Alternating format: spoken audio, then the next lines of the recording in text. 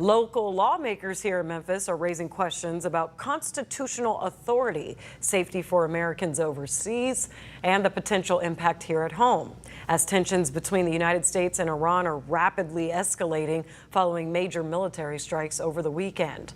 ABC 24's Ezekiel Telemaco breaks down what Mid-South viewers need to know.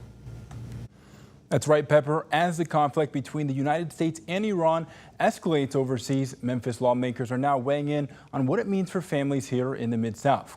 Congressman David Kustoff says that the strikes were necessary in response to a long-standing threat, while Congressman Steve Cohen argues that the president should have sought congressional approval before taking military action. From concerns about Americans overseas to questions about the gas prices and constitutional authority, their reactions reflect a broader national debate on what could have real impact here in Memphis. As military operations continue overseas, the response here in Memphis is split along party lines. Republican Congressman David Kustoff, who represents part of the Memphis area, says that Iran posed a threat to the United States for decades and supports the president's decision to launch strikes. I think we all realize that Iran has been a threat to the United States since 1979, since they took our Americans hostages for 444 days. Meanwhile, Democratic Congressman Steve Cohen, who represents Memphis, says that the administration should have consulted with Congress before taking military action. The president should have come to Congress and asked for a declaration of war. He didn't do that. I think they're claiming they don't need it. The debate centers on the constitutional role of Congress declaring in war, a question that has surfaced during military actions under presidents of both parties. Beyond the legal questions, Cohen says that he is also concerned about the safety of Americans in the region as tensions continue to rise. There's no airspace with all the missiles being shot by Iran and at Riyadh and in Dubai. The airports are closed down and they can't get people out.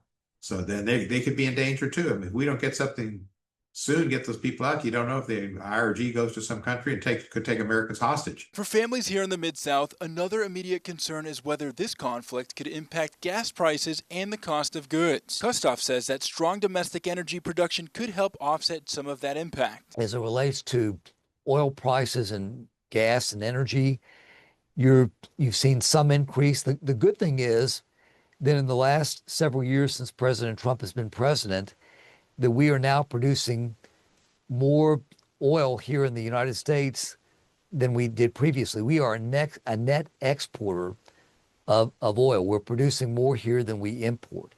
And so that shoulders the burden of increasing prices. We're not going to see dramatic increases in energy prices because of the oil production here in the United States.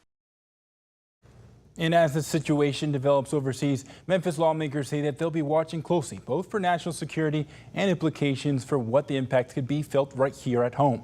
Live in studio, I'm Ezekiel Telemaco, ABC 24 News.